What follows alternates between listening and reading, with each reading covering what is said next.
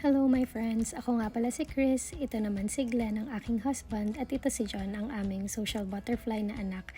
And welcome sa aming vlog na Adventures and Realities in Canada kung saan isi-share namin sa inyo ang buhay dito sa Canada bilang Pinoy immigrants. For today's video, isasama namin kayo sa YMCA. Medyo nagmamadali na kami kasi 5:30 ang swimming lessons ni John and late na kaming nakaalis sa bahay. Pumupunta kami sa YMCA every Tuesdays and Thursdays para sa swimming lesson ni John, ako naman yoga, tapos si Glenn naman usually nagte-threadmill or basketball. For today, babantayan muna niya si John para mapakita sa inyo yung swimming lessons. Mapapansin nyo nga pala na tuwing nagde-drive kami papunta sa isang lugar dito sa Chilliwack, madalas may bundok sa background.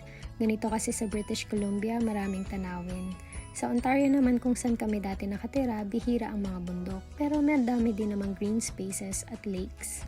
Mabilis lang kaming nakarating dito sa YMCA kasi wala pang 5 minutes ang layo nito sa bahay. Makikita nyo, ang ganda ng building nitong YMCA, bagong-bago pa, kaya maswerte yung mga nasa Chilliwack na member kasi ang ganda ng facilities nila. Super friendly pa ng mga tao. Ipapakita ko pala sa inyo yung loob ng YMCA.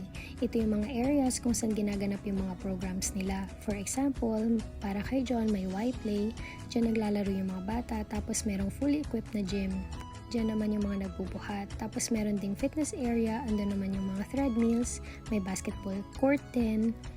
Tapos ito yung lounge, dito kami pwedeng maghintay pag nasa active kids si John. Dito sa room na katabi na yun. Tapos, ito naman yung yoga studio sa taas. Tapos, ito yung swimming pool. Sa gilid ng pool, merong hot tub. Meron din silang table tennis. Minsan naglalaro kami pero hindi kami marunong. Nauna na nga pala ako sa taas kasi magsiset up pa ako ng yoga mat. Si John kasi nasa loob na yung swimwear niya kaya madali ang tanggal na lang tapos shower pagdating. Ayan, makikita nyo pa start na sila ng lessons nila. Ito nga pala yung YMCA swim program. Nung nagsimula siya sa classes, level 1 pa lang siya, ang tawag nila Otter. Ngayon, level 2 na at SEAL na siya. Dito nga pala sa Canada, merong mga community centers na may mga facilities para sa families, gaya ng sports gyms, swimming pools, basketball courts at iba pa. Pag malaking city like Toronto at Mississauga, kung saan kami dati nakatira, city ang nagpapatakbo ng mga community centers. Pero dito sa BC, napansin namin na mostly YMCA ang nag-handle ng community centers gaya nitong Chilliwack na maliit na city lang.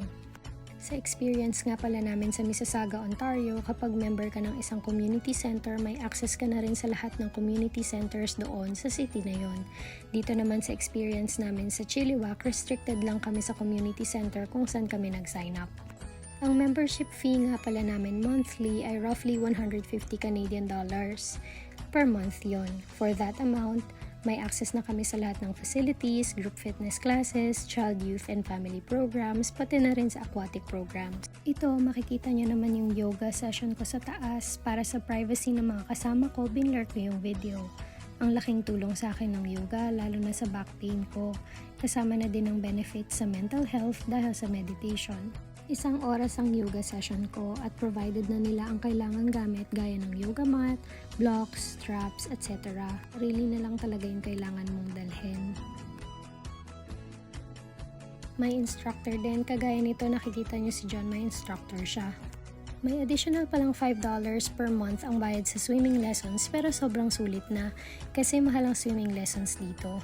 Malaking bagay ito lalo na kung winter kung hindi ka naman makakapag-exercise sa labas kasi malamig. Dahil din sa membership namin, nagiging mas active kami physically dahil may schedules na kailangang sundin. Pagkatapos ng session ko, usually nagkikita-kita kaming tatlo sa lounge area. Isa pa pala sa gusto kong i-share after swimming lesson, makikita niyo dito na meron silang mga dryer sa damit na pwedeng gamitin para pigain yung damit. Pagtapos mong gamitin, pwede mo nang ilagay yung damit sa bag. Ang cool, no? Ayan, makikita niyo maniyo-niyo na yung damit. Pagtapos nito, uwi na kami. Hanggang sa susunod na vlog. Bye!